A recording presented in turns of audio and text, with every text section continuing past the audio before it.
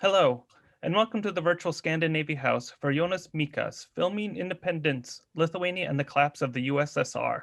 This program is organized by the Lithuanian Cultural Institute and Humboldt Books, curated by Francesco Urbano Ragazzi, in collaboration with Scandinavia House, the Brooklyn Rail, and an anthology film archives, and is presented with support by the Consulate General of Lithuania in New York and the embassies of the Republic of Lithuania in Italy, France, and Israel. Scandinavia House is very honored to host this event on the 30th anniversary of the re-independence of the Lithuanian state. Scandinavia House is one of the leading centers of Nordic culture in the US, and it offers a wide range of programs that illuminate the cultural and vitality of the Nordic community.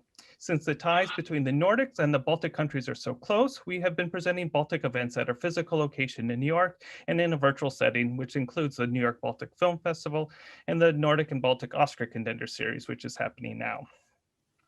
This event is being recorded and will be made available on our webpage, scandinaviahouse.org, as well as our Scandinavia House YouTube channel, as well as the Lithuanian Cultural Institute and the Anthology Film Archives.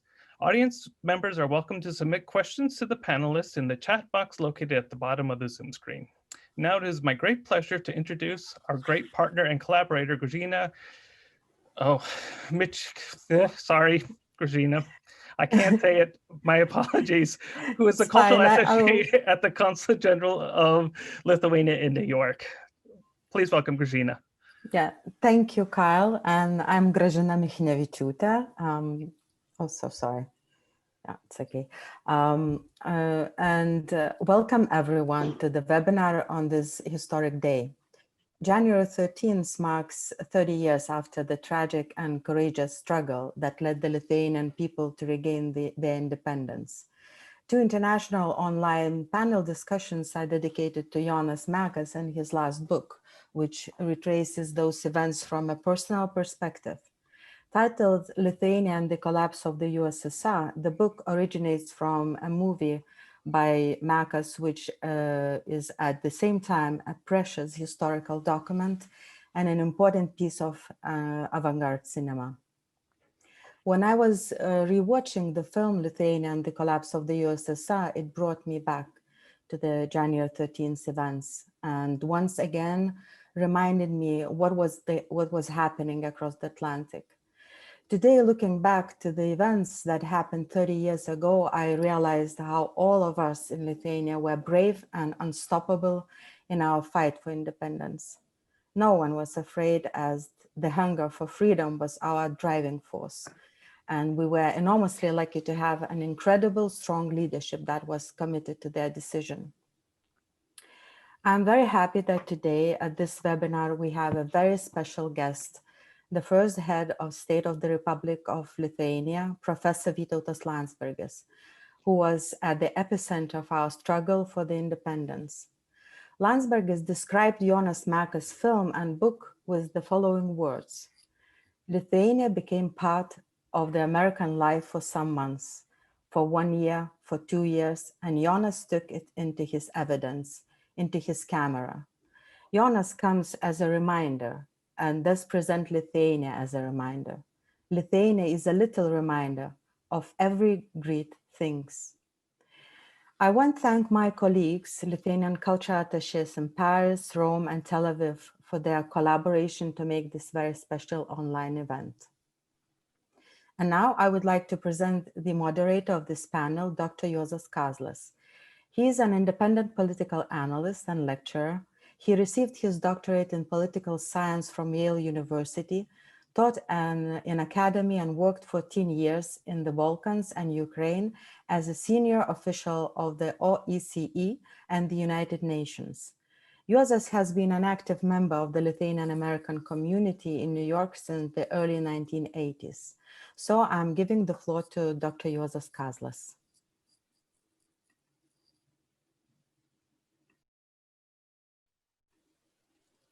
Juozai, you have to unmute yourself. Sorry about that.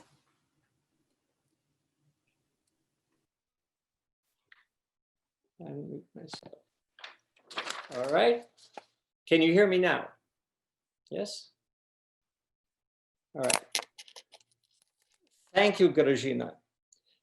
Good afternoon to our participants in North America. Good evening to those in Europe and Israel. Thank you for joining us. This webinar discussion covers three distinct but related topics. First, it concerns the recovery of independence by the Lithuanian nation in a desperate but peaceful struggle against overwhelming odds in 1989-1991.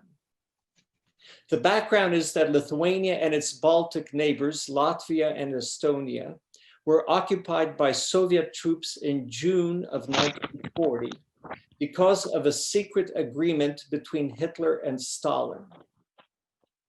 Three sovereign states disappeared from the map of Europe the same week that Nazi troops marched into Paris and were soon forgotten by most of the world. However, the Lithuanians themselves still remembered and nurtured their dream of independence. And the Jonas Mekas film documents how they regained it.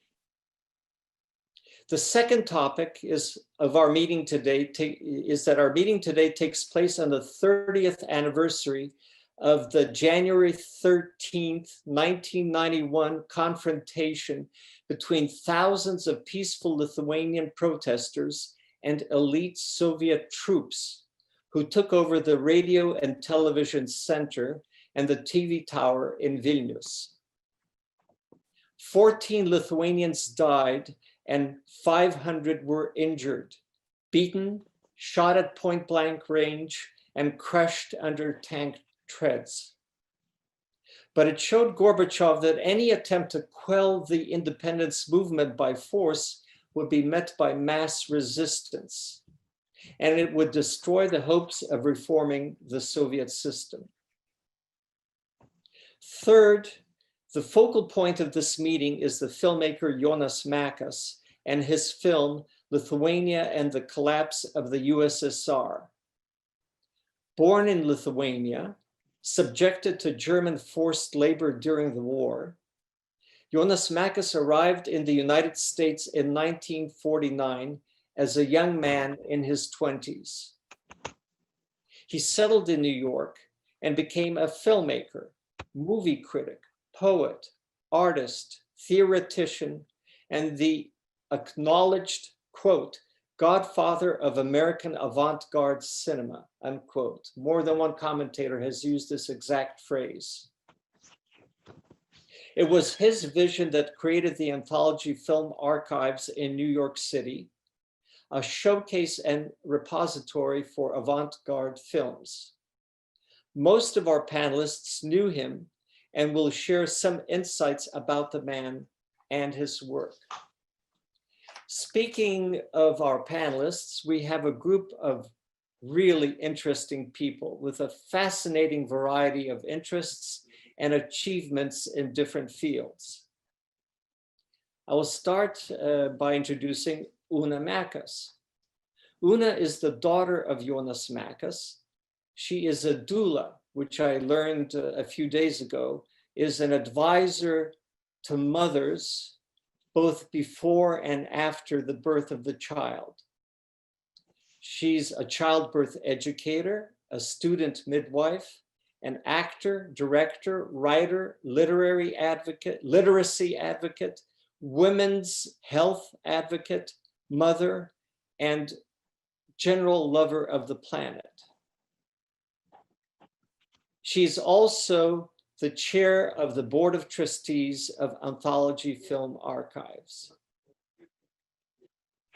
Our next speaker will be Pascal Le Secretin. Pascal is a senior entertainment photographer for Getty Images, based in Paris.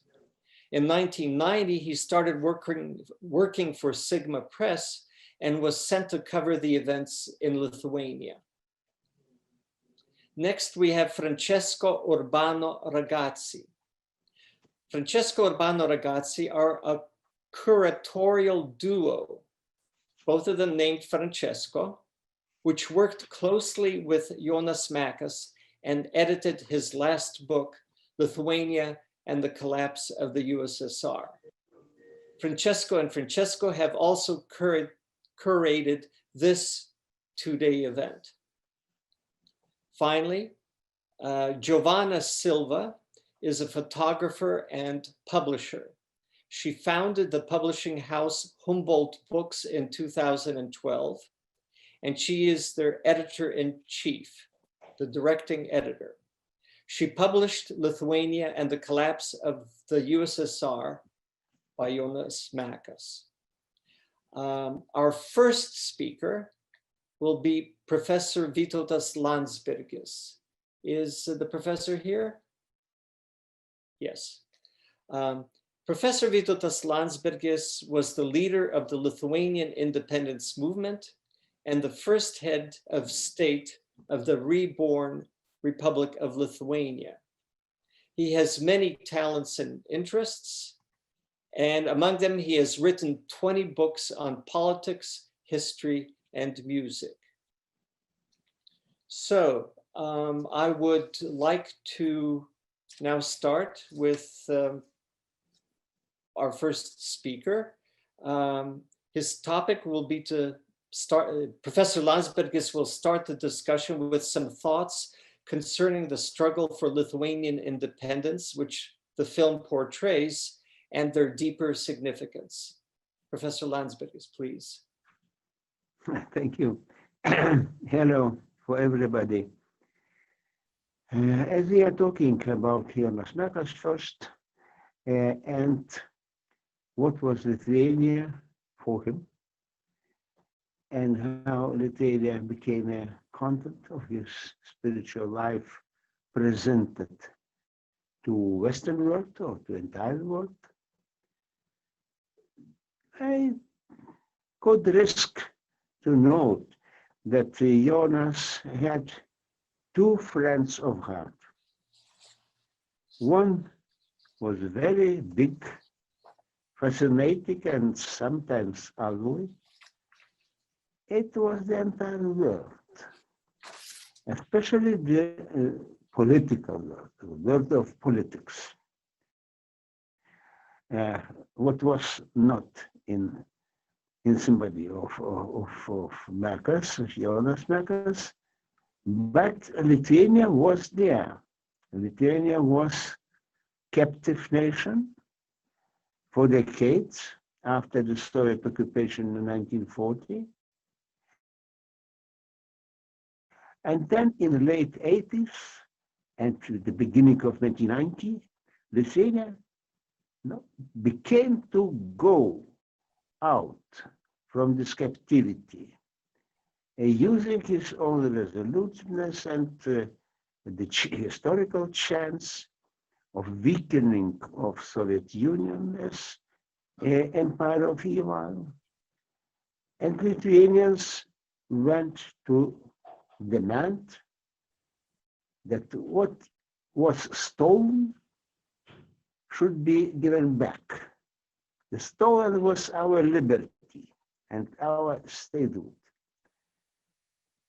Of course, master or thief of what was stolen did not want to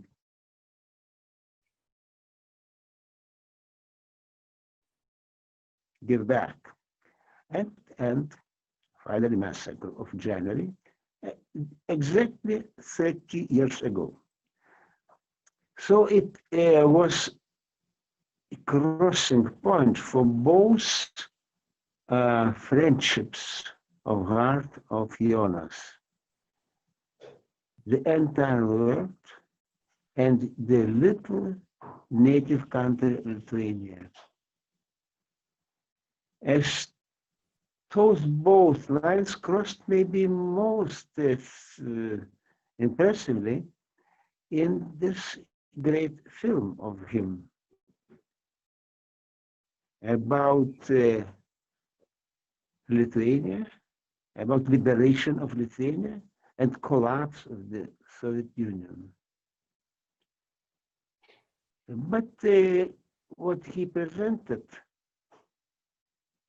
it was seemingly simple to see and to catch what you see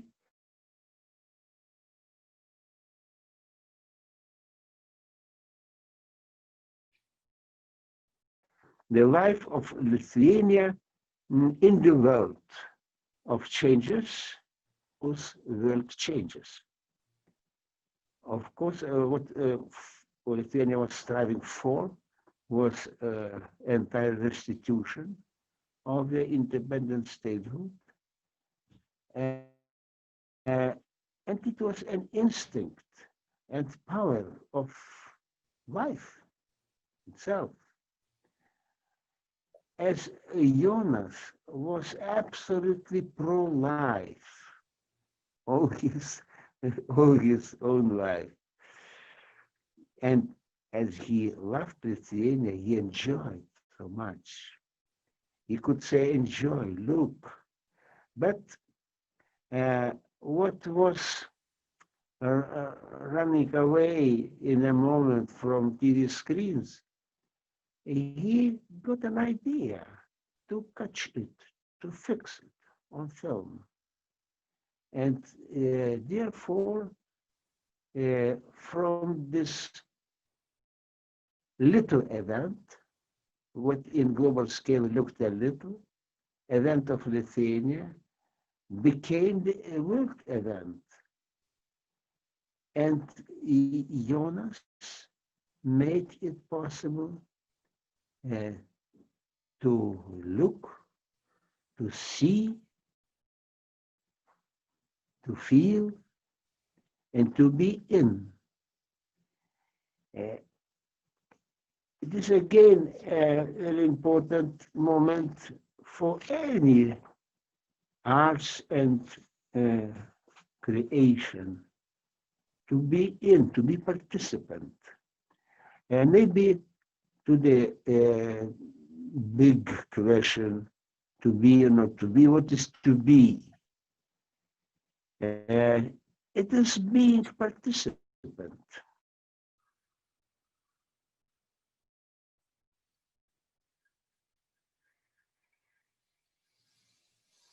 And I think Jonas considered it so. Being participant affairs in 1989, 1991 especially, and Mr. World began to participate in Lithuania. Jonas catched the moment, this event. And his film is about this event as anybody of you could watch it on screens or may watch now, today, and reminding the times past when it was on screens and what it meant and what it means today. And today we may become and are becoming participants, again participants. And when we are participants of life, that means that we are living. If we don't participate in anything, we are dead. Lithuania was very duly participant then. And it may inspire us, and not only us as well, today.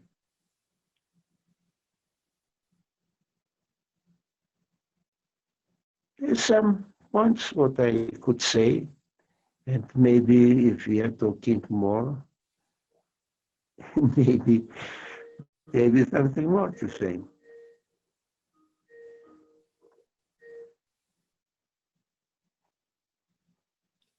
Okay, thank you very much, Professor. Would you have the time to answer some questions from the audience? Of course, please, I will try to do my best. Okay. Well then, Kyle, do we have Kyle? There's no questions right now from the audience. There's no questions right now. In that case, let me first of all encourage the audience members not to be shy and to send in your questions. But one of the things that I am interested in is Jonas Mekas film is, among other things, a compilation of American media coverage of the events in which you were intimately involved and leading, I would say.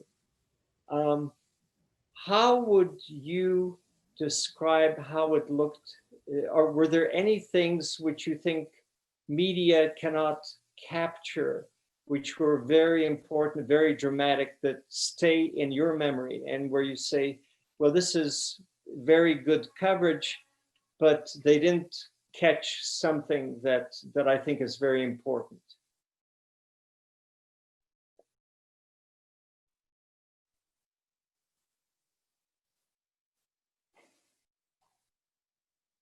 Hello?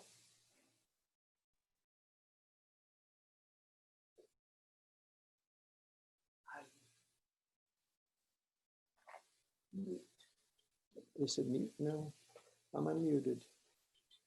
Yes, you are. I think we can then continue maybe, and maybe Professor will join because there's some glitches, technical probably glitches. The most important, open eye, open heart, open mind, representing it in a very strong manner. Then, what's yeah.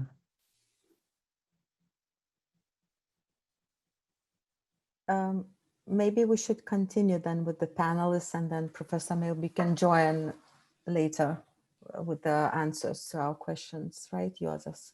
All right. Then I will move on to Jonas Mekas. Una will share with us some Mekas family activities during these years, activities explaining events in Lithuania to American friends and to the American public, with the goal of engendering support for the Lithuanian independence movement. Una? I think this word activity is really interesting, actually. I didn't think of it, especially at the time, as activities to do such things. It was just felt like my duty, maybe.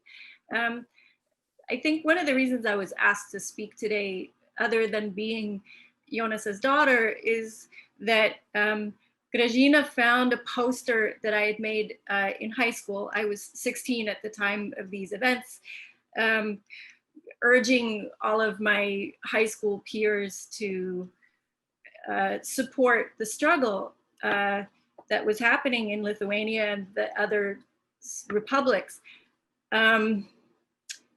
And I remember making these posters, and I remember being really active about it.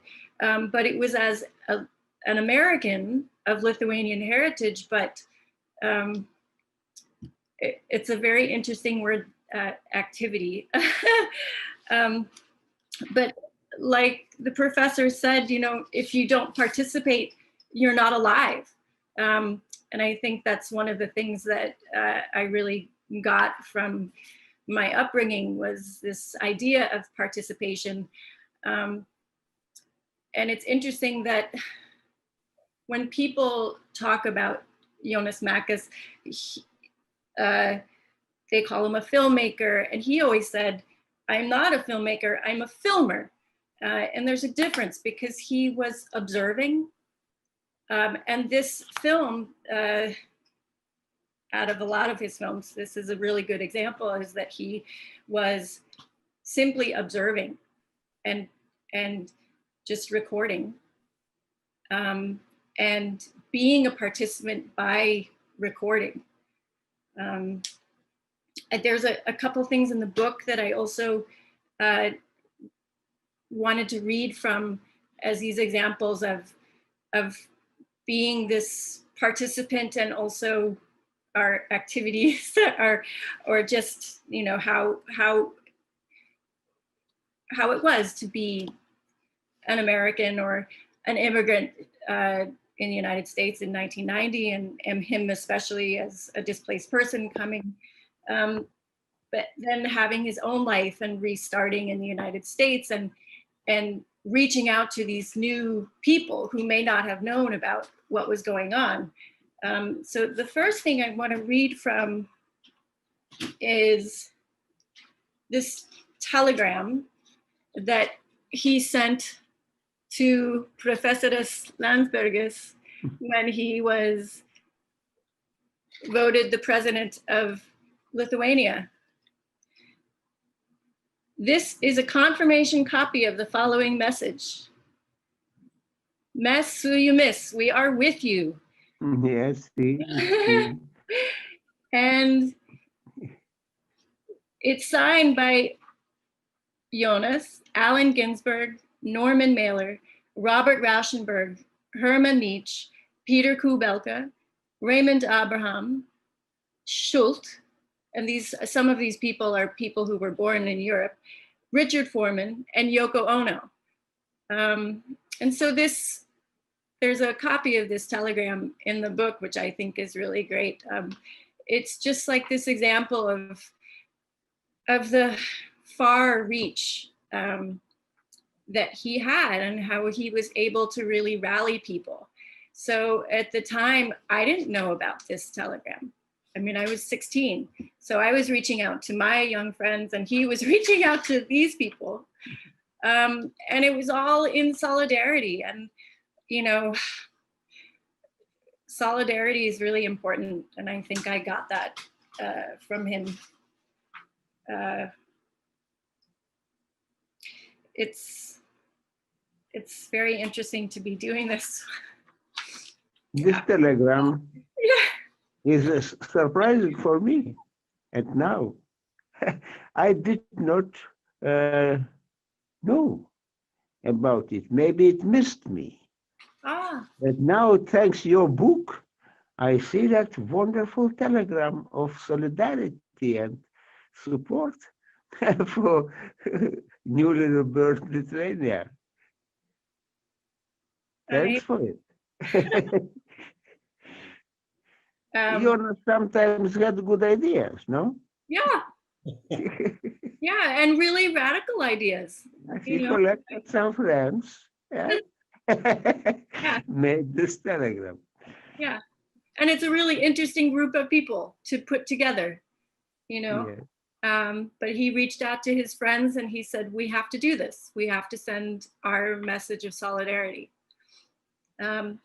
And then the other thing I wanted to read is this.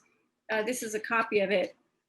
And I don't think we're going to put it up on the screen, but I won't read the whole thing. This is also in the book. It is an op-ed that he wrote in March of 1990. I was speaking to my mother. She actually reminded me about this. It was a big deal. I see. All these archivists holding something. And it starts out, and this was actually a little bit controversial with some of Jonas's colleagues, because the idea that Lithuania should be free was actually kind of controversial with certain people who were socialists and communists and Stalinists in the United States, believe it or not. So I'm glad that the New York Times published it. What wonderful is how Jonas catched the point immediately, because in some time later we always have been given suggestions not to press too much on Gorbachev, not to hurry. Yes, I wait for a better chance or better times. Jonas said, "No, my friend, we will not wait. It is enough for us, half of century of slavery." Yeah, exactly. So it starts. There's an old Lithuanian fairy tale about a young princess kidnapped by a foreign king. The king loves her very much for her beauty, almost as much as Mikhail Gorbachev loves Lithuania for its grain, meat, and seaports. Every time the princess expresses a desire to visit her old parents, the king gives her a pair of shoes to wear down before she can go home. First wooden, then glass, then iron. Now, Gorbachev tells Lithuanians, you'll have to give me 5 years notice and then I'll let you go home. We all know how many beautiful princesses have died young. And that's what we used to say about Lithuania, we being poets and artists, all Lithuanian, in displaced persons camps after World War II. After Yalta, we had very little hope that Lithuania would ever become independent again, but the princess didn't die after all. He goes on to talk about a few other things, and then at the end, he talks about freedom and liberty. I'm sorry.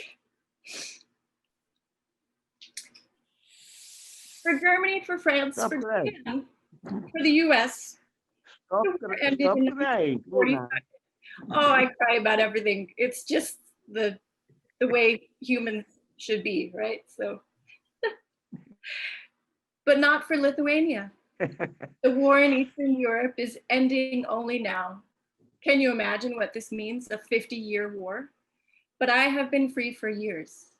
It took me a long time to get out of the bent down, humble slave posture. Like the winter cold leaving frozen soil, it took time. No, I didn't grow 1 inch taller. I straightened out. I lifted my spirits up. I was a free man. I was walking free and tall. Liberty is not just an idea. It is very physical. Our very body needs it, experiences it, lives it. Without liberty, it shrinks, it shrivels, it becomes nothing. I think this is just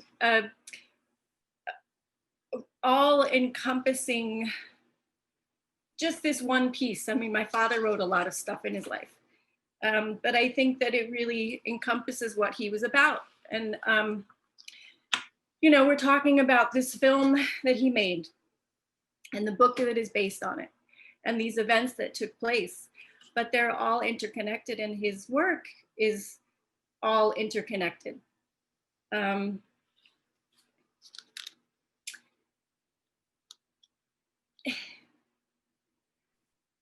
You can't just take this one film alone. You have to look at his whole body of work. And so this particular piece is a little bit different than his normal diary films, but it's still a diary film. And to be able to live with that and learn from that is a really amazing thing. And I'm glad that everybody gets to see this film. It's till the 20th for free, streamed everywhere in the world. And it just gives people a glimpse into history, into one person's framing of that history and these events that, yes, maybe they are little events on a global historical scale, but every single thing is connected. And so, yeah, I mean, I have some more things to say, but, you know, I think I'd like to hear from the others and maybe be able to respond to people. But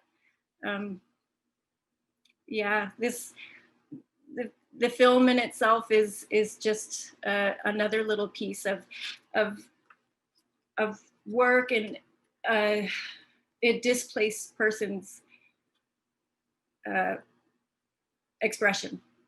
And so, you know, what we see in the New York Times op-ed and what we see in his films is how somebody is framed by what they go through.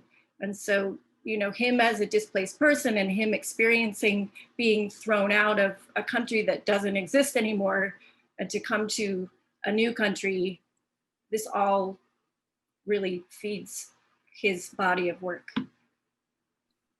Una, that was a wonderful sharing with us. And I do hope that we will have time for a discussion among the panelists. I saw one developing between you and Professor Landsbergis. And this is the sort of thing that is absolutely wonderful when it happens in person. And I am delighted to see that it is also possible several thousand miles apart, given new technology. Our next speaker is Pascal Le Secrétaire. And Pascal will share some of his experiences as a foreign news photographer in Lithuania in 1991. Pascal? Yeah.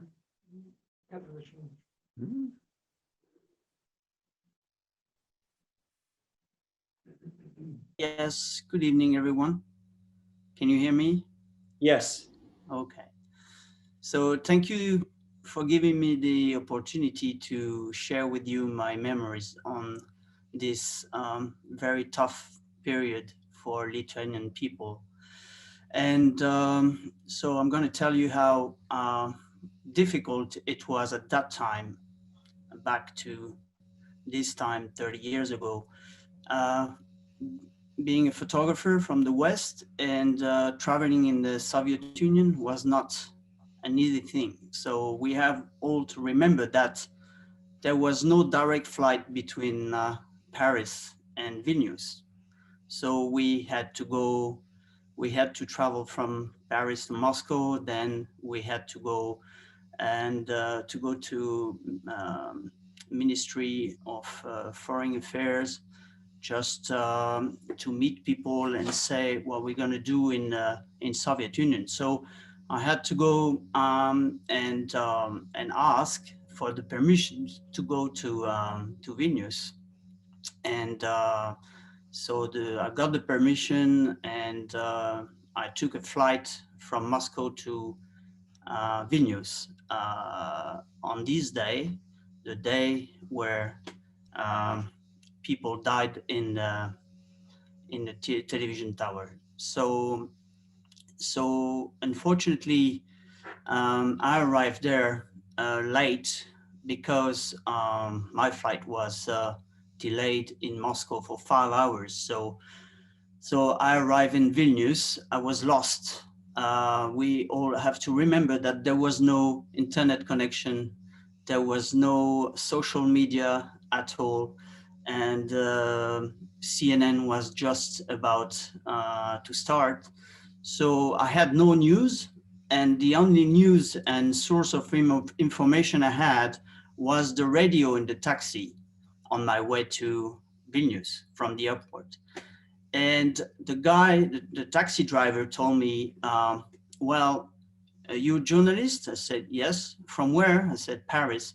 Say, oh, good. So go to television. I said, what television? Yeah, television, tank, he said. I said, okay, so let's go. Can you please drive me there? And the guy drove me there, and it was very late in the evening. And it was quite long way to go there. And when we arrived, I could see the tower, but from far away. The tower was on top of the hill, and there was a huge traffic jam there. You could see ambulance go and people walking. They dropped their car in the middle of the street, and they were all going. So we couldn't go any further. And he dropped me there and said, go and walk. So I walked for like a kilometer, maybe 2 kilometers. And I see thousands of people walking towards this tower. And I was with my cameras around the neck and trying to get pictures. It was dark, it was cold, and people were very silent. I was amazed by this silence around me. But apparently the tanks arrived like 3 or 4 hours before, and they took position on the top of the hill surrounding the tower. So I arrived and I photographed. If Kyle, if you can just put the picture on. So I could see these people crying, and but of course that time there was no digital camera. It was like it was film, and there was very low light. The only light there was there, it was the street light, so it was really low light, and I could catch some few pictures, but I didn't see when the tank arrived, so it was light, but there was a lot of emotion there, and this couple are maybe crying, I don't know, or maybe they missed someone, or but that was a strong picture. And then so I spent like a few hours around the tower, and then there was a time that I had to go back to my taxi driver and go to the hotel, and but I walked back there and I couldn't find the guy, and the guy had all my luggage in the trunk of his car, and the only thing left, it was two cameras around my neck, and I had nothing left, so everything was gone. So I was so disappointed, but I tried to find another taxi, drove me back to the hotel, and I was devastated because, you know, I missed the thing. I was too late, and I lost my luggage, and I was supposed to be there for like 2 or 3 weeks. So I don't know, I didn't know how to do, and I was really disappointed in the taxi on my way to the hotel. And when I arrived to the hotel, there was a guy waiting for me with my suitcase in front of the gate.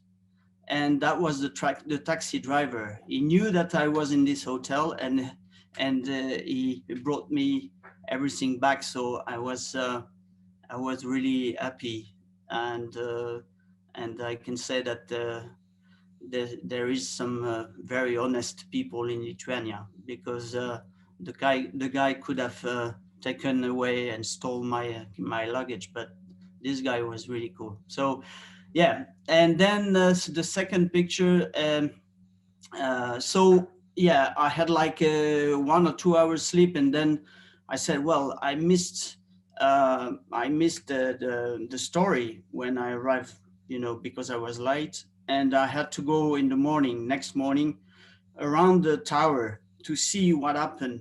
And I could see the tanks, the Red Army soldiers behind the fence, and there was a lot of people coming in and talking to the soldiers, and that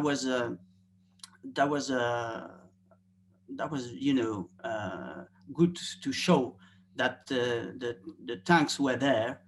And then the next pictures maybe, yeah, and of course there was the funeral day. Funeral was huge. There was a lot of people, and that was really something. That was really this was a lot of emotion, of course, and there was thousands of people, maybe not only from Vilnius. They came from all over Lithuania, maybe, because it was like thousands and thousands of people there. And yeah, so that was really a sad day. This day I remember. So the next picture. Okay, so yeah, I was there for like 2 weeks, but I was working for Newsweek magazine, and my problem was to reach the deadline in New York.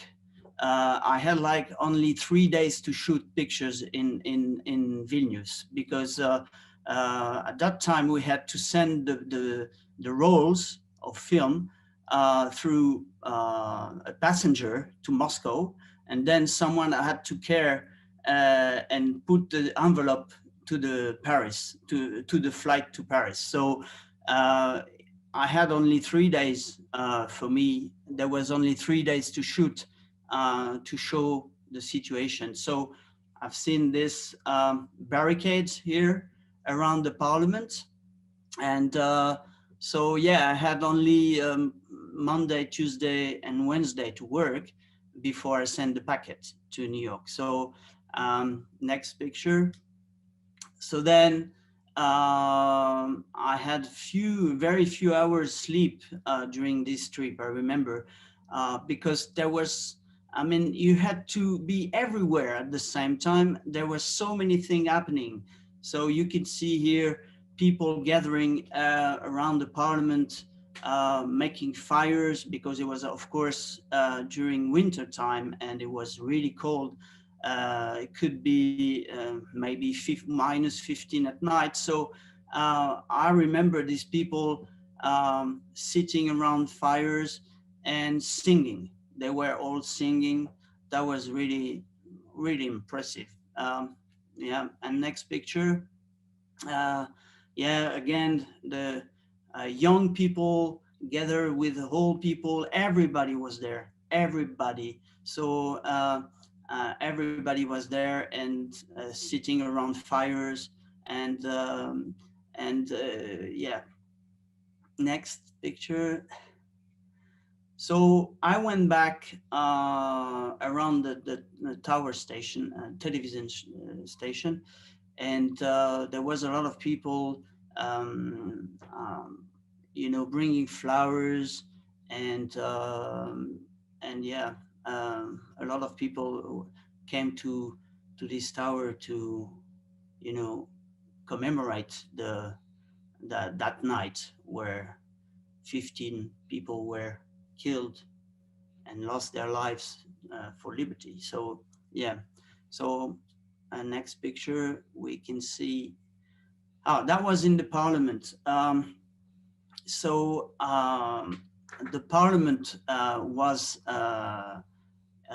there was a lot of insurgents inside the parliament, and they were there with President Landsbergis.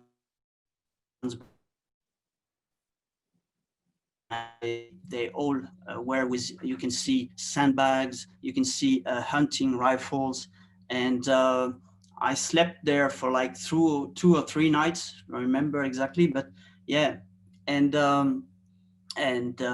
so I spent a lot of time with them, and I can say that Lithuanian people were very good with me. They were very good to me. Because they knew that I was from France, and they helped a lot for me to cover this story. I had no problem at all, never with insurgents or with any people in the street, and they were always trying to help me, and that was really nice. And so as you can see, they played chess.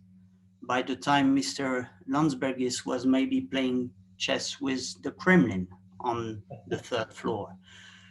And next picture, yeah, again, you can see people stayed like every day, every night, there was a lot of people there. And as you see, hunting rifles, reading newspaper, and but I can say that I was a bit scared being inside with them, because in my mind I said, well, if Red Army decide to come and get back the parliament, it's going to be a bloodbath, and it's going to be very, very bad. So I was a bit scared to be there, but and next picture. Yeah.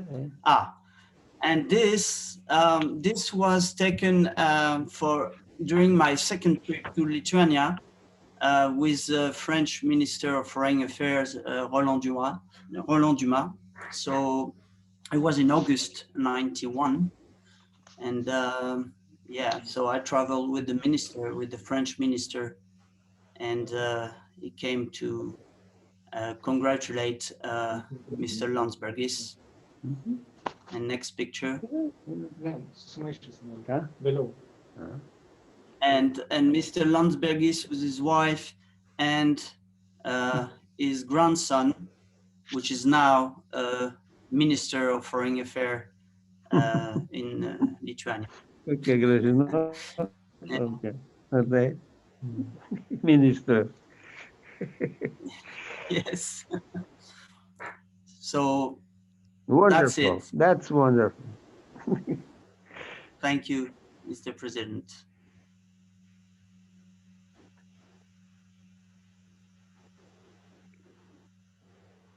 So Pascal, I really like the feel of concretely what is happening during historical events, because we get, in general, when we read our history books, we get a summary which is sometimes, leaves out the nuts and bolts, the concrete details of what is going on.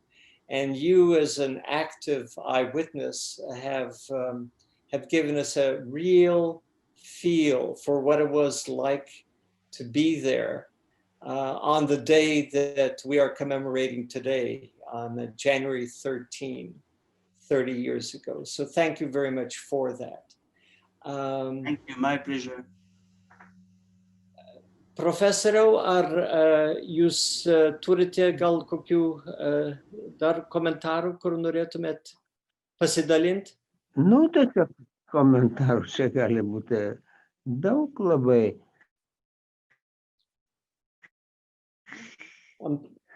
Matyti, I'd like to I'm see. sorry, I switched into Lithuanian, my fault. So in English, for the Aš galiu majority. kalbėti lietuviškai. Okay, in English. Okay. As I think about that, what Jonas Mekas did about Lithuania and about Lithuania's liberation, I see that he touched very great things, but it is always in his creation that they are not no little things. Every smallest thing is very important, is something, a world in itself. And on the same line, Lithuania, looking the small country in the world, became big, became great in its spirit. And Jonas understood it, and he catched the moment. That moment could be catched only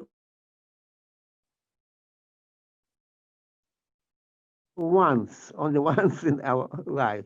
And he is now with us.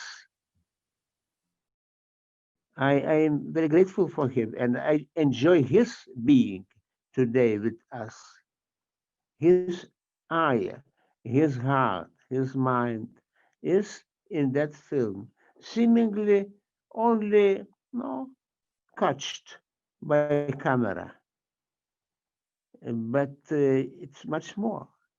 Camera, as your eye and your mind, is catching the world. In one side, the whole world is reflected. And it is exactly the wonderfulness of Jonas' work and of this film. Yes. Excellent. I would like to now turn our attention to two panelists who have done a lot to make Jonas Mekas, the work of Jonas Mekas, more known in the international cultural circuit. And they are, of course, Francesco and Francesco Urbano Ragazzi. Their topic is the film, Lithuania and the Collapse of the USSR, on the international film and contemporary art circuit. Francesco. Thank you, Jonas. And first of all, I want to say that I'm really happy, we are really happy and honored to be with such a great group of friends. And so thank you for being here. And normally we will probably improvise, but in this case, we feel that it's better to share like so the part of our screen with you and showing some glimpses and a little presentation about Lithuania and the collapse of USSR. Can you see the full image? Yes. Okay, Yeah, okay. Great.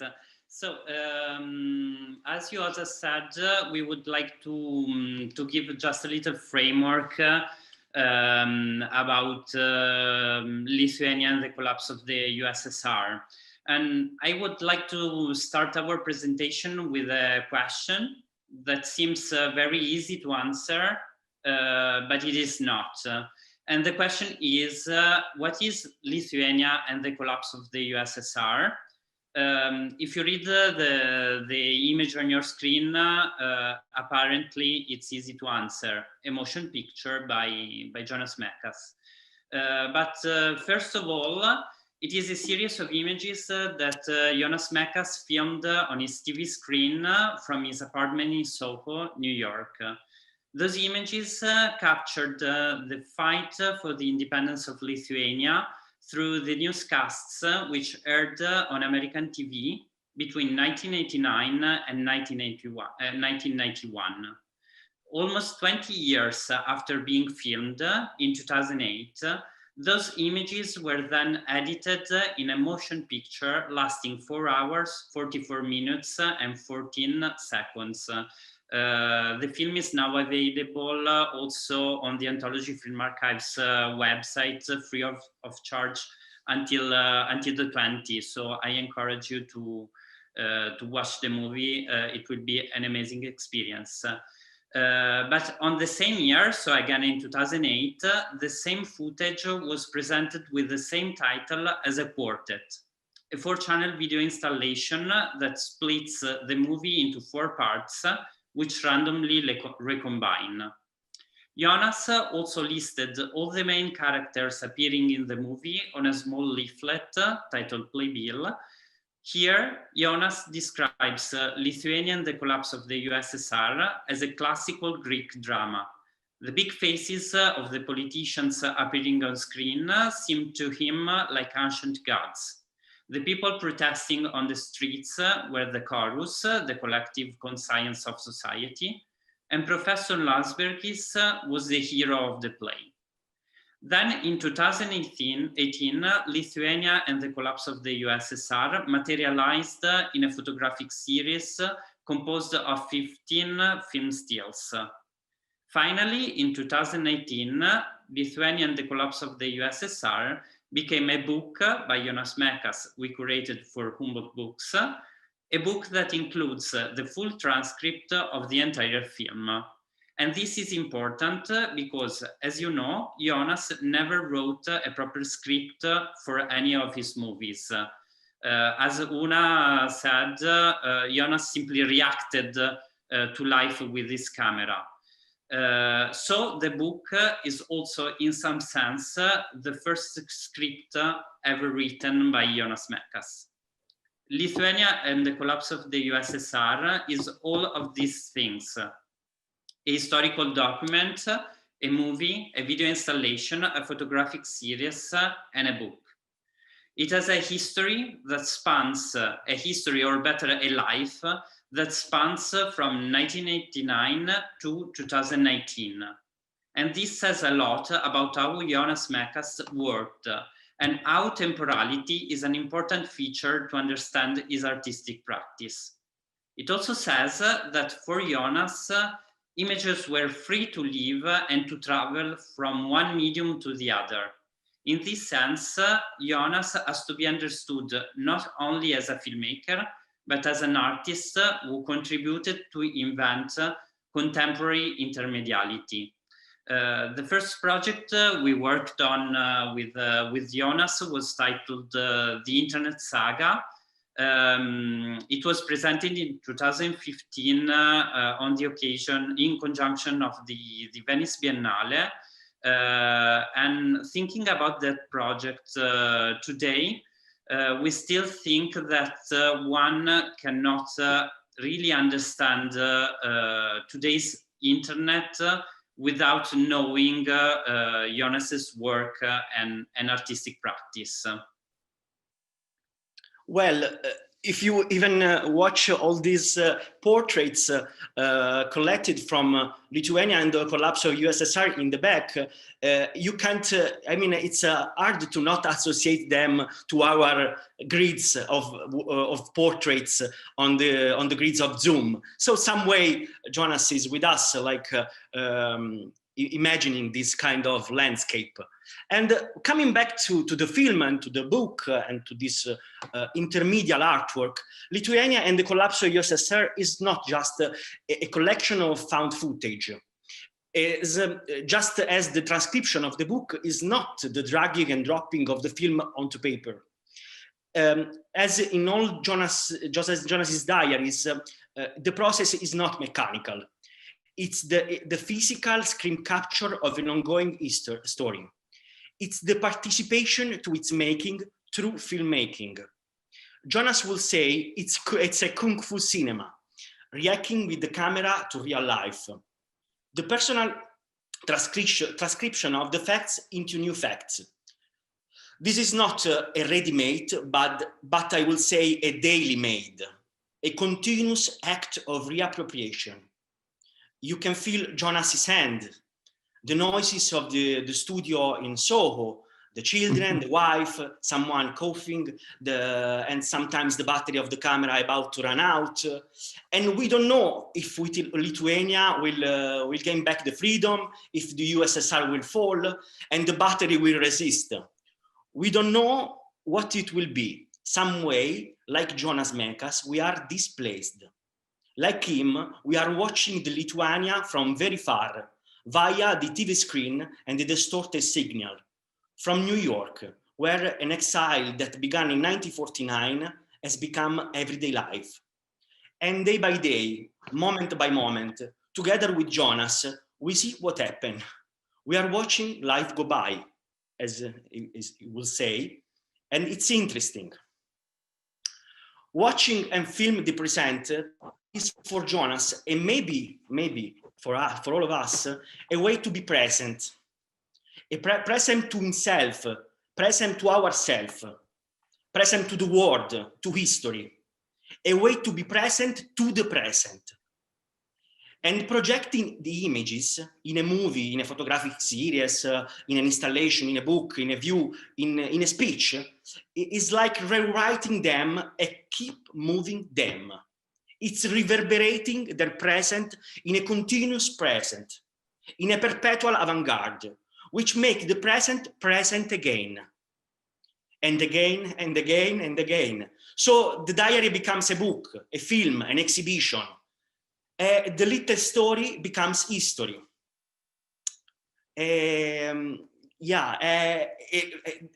Talking about history, we can. I mean, I was thinking to how a little Baltic nation fight against the giant of the Soviet Empire in Lithuania in the collapse of USSR. It's like David challenging Goliath. And the everyday life of a Lithuanian refugee in New York leads to a creation of a new cinematographic genre, the diary film, maybe the most prolific and diffused nowadays. And also it leads to the foundation of Field Culture magazine and to the New American Cinema Group, to the Filmmakers Cooperative, to the Anthology Film Archives. So all these everyday lives becomes little things, these little fundamental things becomes little fundamental nations made by and made of fearless human beings. And these beings don't have to turn into big powers, big company, big enterprises, big institutions. They can remain human and strong as they are. They just have to be recognized because they are independent, like Lithuania, like cinema, like Jonas, and hopefully, like all of us. But let's hear this from Jonas' voice.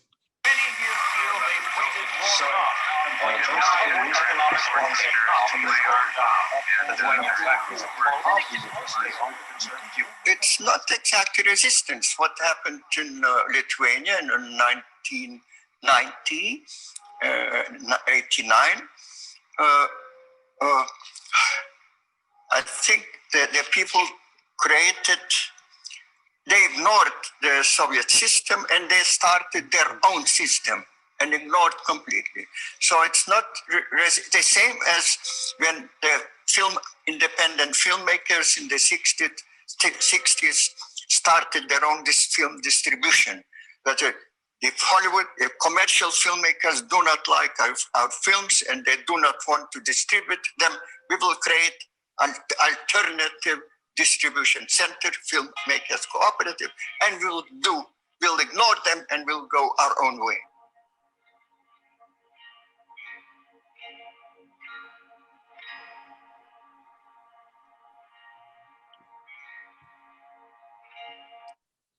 In the interview we have just watched, Jonas compares Lithuania and independent cinema.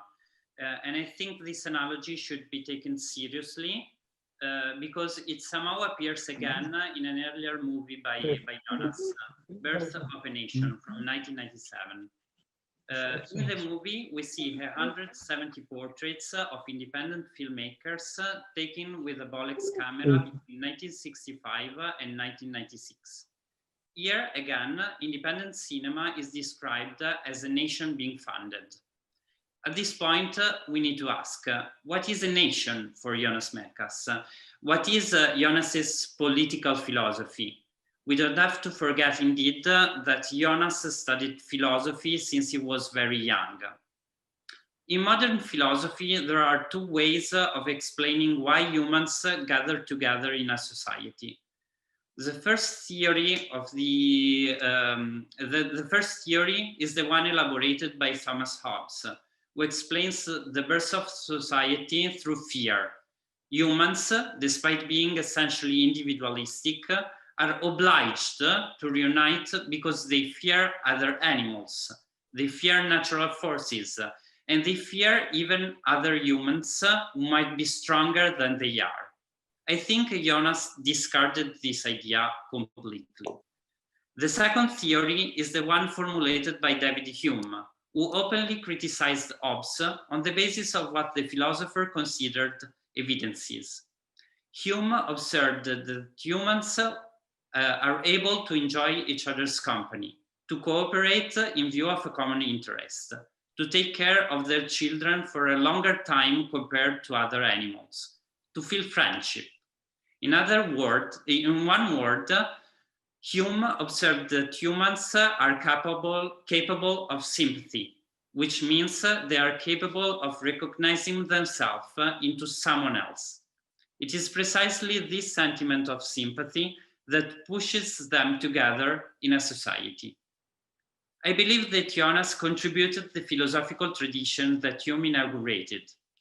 In his view, both the independent filmmakers and the people of Lithuania do not come together because of fear of a greater power, but because of sympathy, because they share a common interest, a common vision of the world. In fact, the New American Cinema Group members are not associated by a common homogeneous aesthetics, but rather by their common love for freedom in moving images.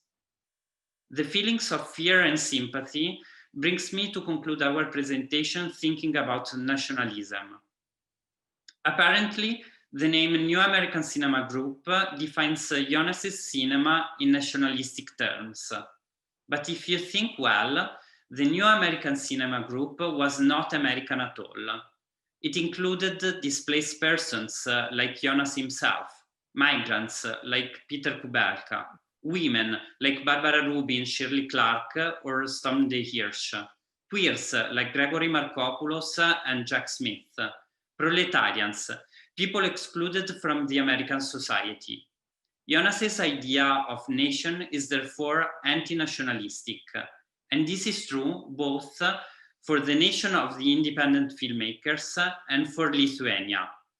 In the article that Una read earlier, Jonas also writes, but they still say, I read every day in the newspaper, the Eastern Europeans are too much in a hurry to become free. They are nationalists. They may upset the economic, the political balance of Europe. Stay put, don't rush. No, my friends, Jonas says, neither of the balance of power, nor the economy, nor life itself has any meaning if even one single nation, one person remains enslaved.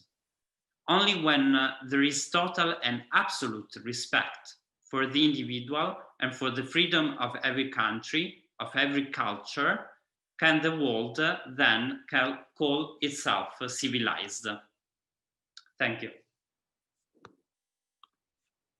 Thank you very much for a very stimulating presentation. Finally, our last panelist is Giovanna Silva. Since we had a stimulating presentation from Milan, we have developed a real craving for reports from Milan, and Giovanna is also talking to us from Milan in Italy, of course. The usual process that has been used, at least in Hollywood, is that you have a book which is popular and then you turn it into a film.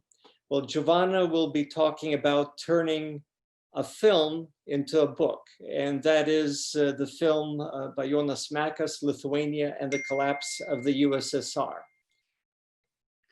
Giovanna? Thank you very much. Thank you very much for introduction. Yes, it's true. Humboldt Books is a publishing house based on travel experience, let's say, but by chance we are working with artists and filmmakers in transform films in books. I'm the last one tonight, so I will be short also because a lot have been said, but I want also to speak about the book we publish and how we as Humboldt ended up in publishing this book by Jonas Mekas. My path crossed Mekas twice in the past years. In May 2015, I guess, I was in Venice, walking from home to the railway station, and when in front of the Burger King, I saw a sign carrying Mekas' name. And the two things, I mean, the Burger King and Mekas, could not be related in my mind. So they were indeed connected to each other. Inside Palazzo Foscari Contarini, a historical palazzo on the Grand Canal, today a Burger King, by the way, the installation featured a series of new videos realized by Jonas Mekas using a digital camera instead of his usual Bolex. Big windows completely covered with frames where we see private moments of the director, everyday life images, fragments of beauty and happiness, and the summer spent with his family and Jackie Kennedy's children, Yoko Ono and John Lennon, peculiar moments with Dali and many other characters. And in April 2018, so 3 years later, walking around the corridors of MiArt, that is the Milan Art Fair, my attention was caught by 4-channel video installation showing American anchormen and Lithuanian journalists lively discussing, each on different channel. March 11 and 19, Lithuania became the first of the 3 Baltic states to declare independence, initiating the collapse of Soviet Union. The moment I saw the installation, I tried to gather some information on the curators and the artists and the context, and I was told the Lithuanian director and the artist, Jonas Mekas, used his video camera to film the newscast and the TV footage aired in the States from 89 to 91, recording how America experienced the fall of the Soviet Union. Mekas left Lithuania in 49. He could only watch the birth of his nation through the news as a displaced person in New York City. As I mentioned, Humboldt is a publishing house based on travel experience, and this is a wonderful story for our publishing house. And I'm also a huge fan of Mekas, so I took the chance to propose to the curators to do, Francesco Urbano Ragazzi, to do a book about this film. Through Gorbachev's glasnost and political disclosure, Lithuania only regained independence from the Soviet Union in 1990. It was Landsbergis who guided 50,000 people demonstrating against the invasion, as we saw in the amazing pictures of Pascal. I have to say, I was really touched by the photographs you've shown. And the Soviets surrounded the parliament at the time of Supreme Soviet, and people in the square built barricades while Soviet troops were shooting in the streets. Landsbergis signed the independence of Lithuania and became the first president of the republic. More than 90% of voters gave a positive answer to the referendum question, do you support Lithuania as an independent democratic republic?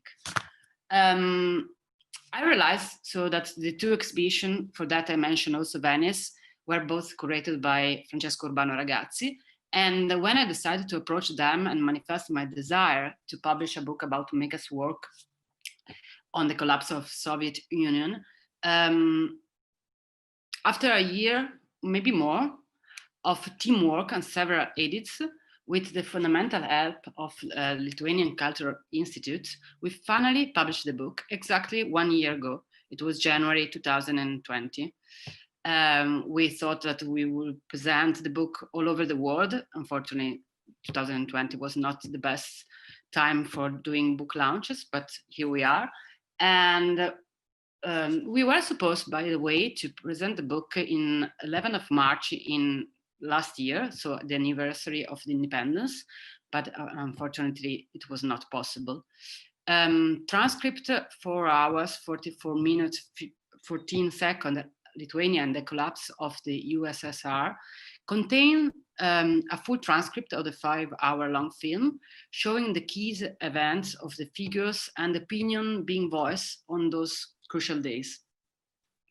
Its structure, as also Francesco Urbano Ragazzi mentioned before, as a Greek tragedy, this will also make us aim to the construction of the film with a hero, Landsbergis, leading the nation to the victory and independence. And we try to be respectful of the thought and the idea of the film itself. The book features also a selection of relevant images, an article published by Mekas on the New York Times that was mentioned also before, and a telegram to others which would say, we are with you, long live independent Lithuania. In the New York Times article, Mekas writes that when the Soviet army rolled into the village of his free and independent Lithuania in the 1940, his height on the passport was 5 feet and 8 inches. Then the Germans arrived and he was imprisoned in the Nazi forced labor camp. When the camps were closed, his displaced person passport stayed a height of 5 feet and 7 inches. 20 years later, in New York City, he measured himself for his US passport at that time, and the lost inch had reappeared. He concludes, it was freedom, liberty that made me taller. And I think it's a wonderful and very poetic moment of the article. Every now and then in the film, along with the TV audio, one can hear the voice of Mekas' life, which keeps going on also while he was shooting. And I think it's very important also that he was filming the history of Lithuania, but also his own life as in all his films. And I'm actually not sure there was a part of his life that didn't appear in a film. I recently rewatched for this reminiscence of a journey to Lithuania, and in the first part of the film is set in the States, and at a certain moment, he says that he was walking in the Catskill, and for the first time he felt that he was not alone in America. There was a moment in which he forgot home, and that was the beginning of a new home. I am quoting the film, "We are displaced person even today." But then in the second part of the movie, titled 100 Glimpses of Lithuania, 1971, he goes back to Lithuania after 25 years after his departure. And there he meets his mother, his uncle, that was a Protestant former minister, his childhood friends, the trees which didn't exist at the time. And he takes note of this. And the most evident transformation were at the trees itself. This part of the movie is romantic and melancholic to me, and the years now standing make us seem to be integrated in his reality, his family, and he recalls Lithuanian wars, the cherries in his sister's hands, and the friends of another lifetime. He would like to know how the life is going there in the Soviet Lithuania, but do I know about it?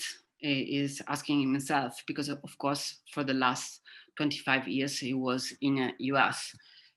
I'm a displaced person on my way home, in search of my way home. Now I'm sharing briefly the PDF because we were talking about the book, but I think it's also important to let you know how we work on the book itself. Can you see my screen now? Can you? Yes. This is the cover. I'm not the graphic designer of Humboldt, of course, but I worked with Francesco Urbano Ragazzi and the graphic designer to the concept of the book itself. And of course, the cover is very easy. And we just decided that it should be designed as a film strip. So the title is cut on the border of the book as the film strip. And then inside the cover, there is the reproduction of the article that we mentioned before of the New York Times, the article of Mekas. And then there are the texts, beautiful text by Landsbergis, and about and the text of the curators Francesco Urbano Ragazzi.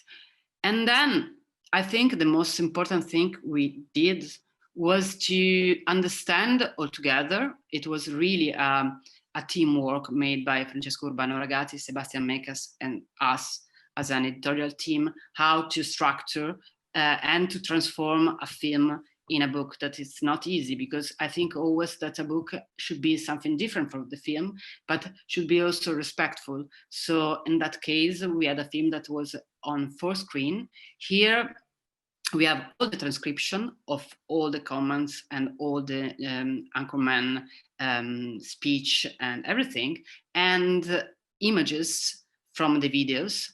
And as you can see, when one of the anchormen or one of the politicians involved in all the process appears, there is his image and the exact timing when they appeared for the whole film. So it's a very long script, because it lasts for more than 4 hours, and with all these images that are very, in a way, late 80s, and the images of course of Lithuania in those days. And then we choose also, since, as Francesco Urbano Ragazzi mentioned, it was structured as a Greek tragedy. So also when I did classical studies in the high school, so I remember that when I studied tragedy, there was always at the very beginning of the book a list of all the protagonists where their name and role in the story was in a way mentioned. So after all the scripts, we decided also to have like a list of images of the characters of the film with their timing and their role on the caption underneath. Then that there were a lot, mainly male, I have to say, but maybe was not. And then as the film became also an installation, we choose some images, some screenshots of the film that for us were especially important for the film itself, for the story and for the film itself. So in the middle of the book, there are screenshots of the film that are about the news and about the Anchorman and all the appearance in the film. And then after this, we decided also to translate everything in Lithuanian, because we thought, even if we are based in Italy, so of course maybe the easiest thing would be to translate everything in Italian. I think we should be respectful, and we are very interested in share this book all over the Lithuania, because the Lithuania and the collapse of USSR was the core of the book itself. So the last part of the book is all in Lithuanian. This is transcription of the book, of the script in Lithuanian. And I have to say that it was really, really a pleasure to work all together. For the first time, I think Humboldt Books, the curators and Mekas family made a great job, and I'm very glad that they choose us as a publisher for this book. Giovanna, thank you very much. It is very interesting how something that Jonas has created lives on and takes on different forms, and it's a living thing. By taking on new forms, it adapts itself and proceeds to reach new people years later. And your report makes it very clear that the book was created with a great deal of sensitivity. I suspected that when I was looking at the book and reading it, but thank you for giving us the inside story. Well, that was the last of the panel reports. The audience has been stimulated. Certainly I, listening to all of you, have been very stimulated and very thankful that we have been able to come together. And now it is time for at least some of the people in the audience who have been able to give vent to their stimulation in the form of questions to the panelists. Now it is time for them to have their say. Kyle, you are the person who has technical knowledge. I'm here. With Professor Landsberg is not in the panel any longer. I just need to go through the questions to have them for the panelists.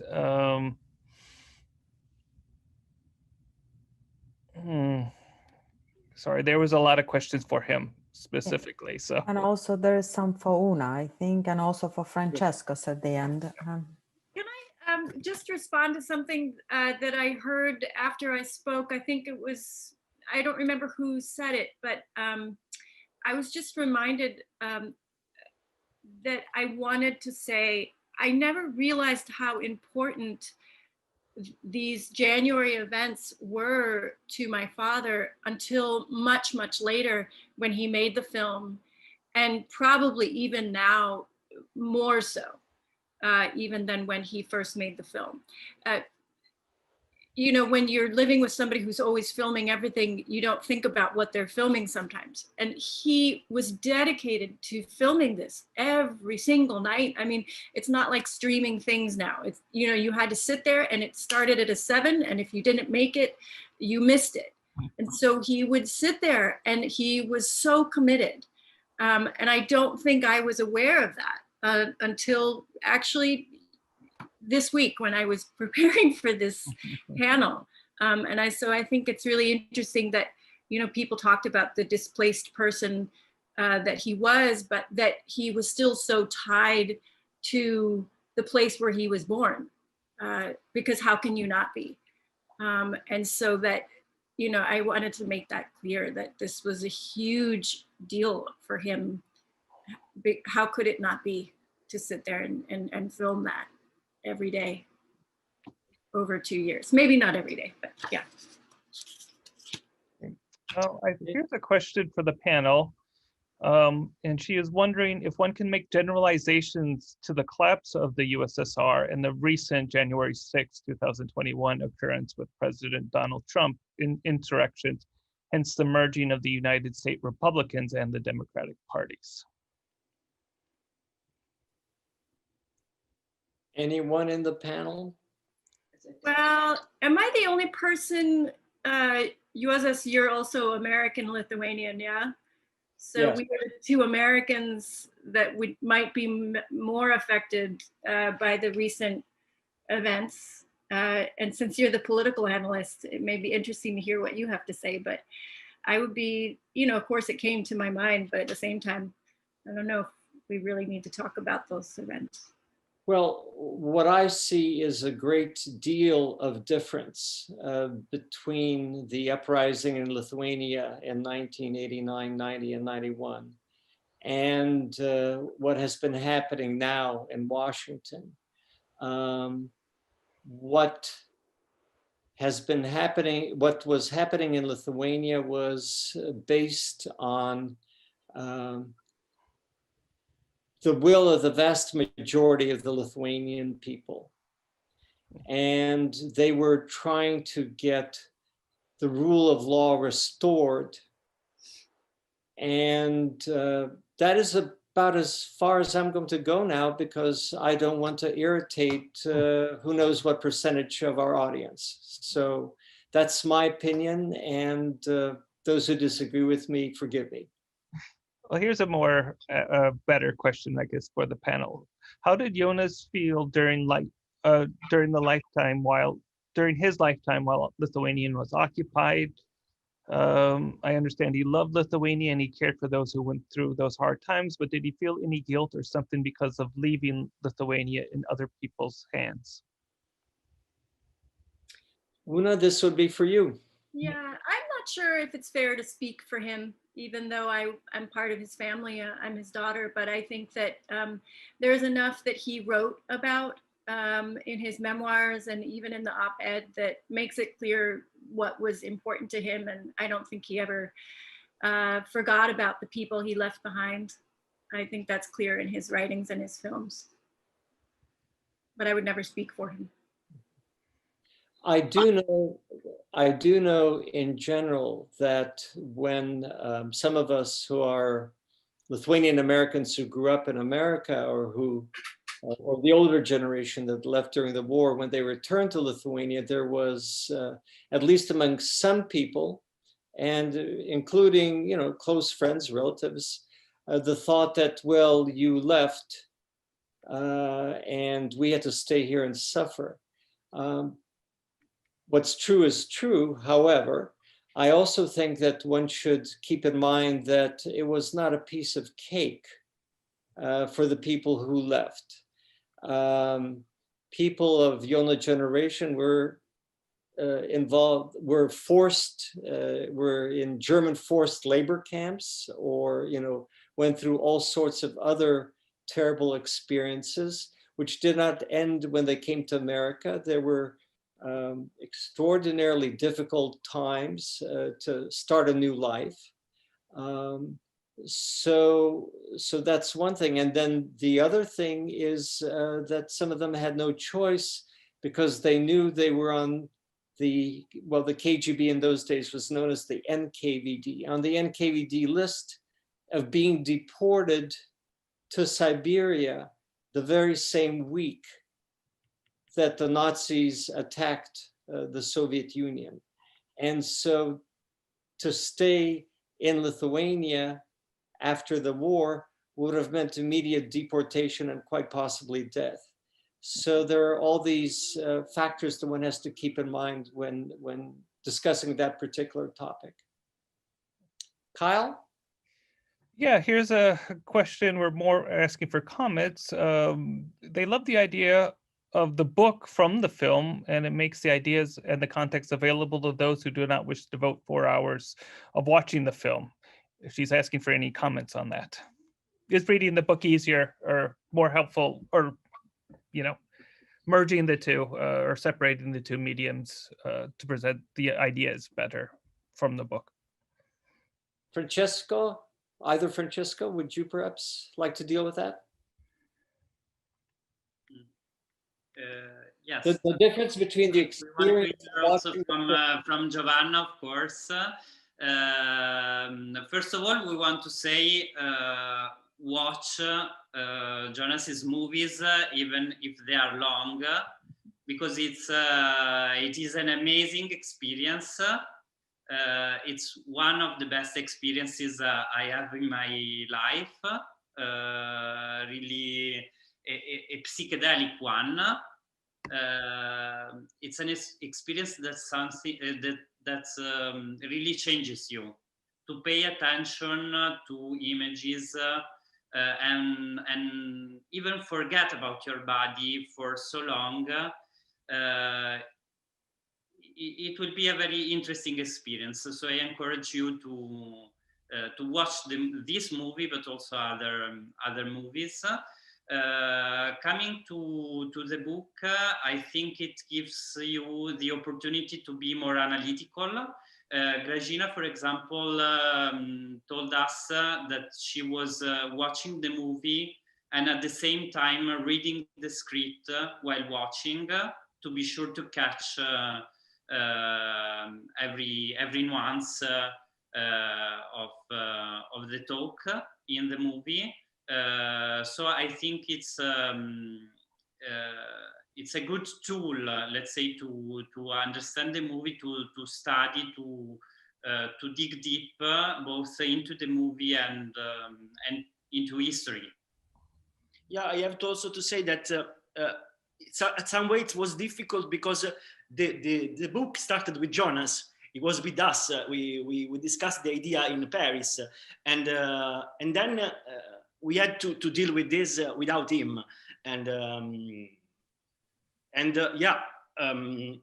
had to manage this situation, and what I found interesting is the fact that some way it was a sort of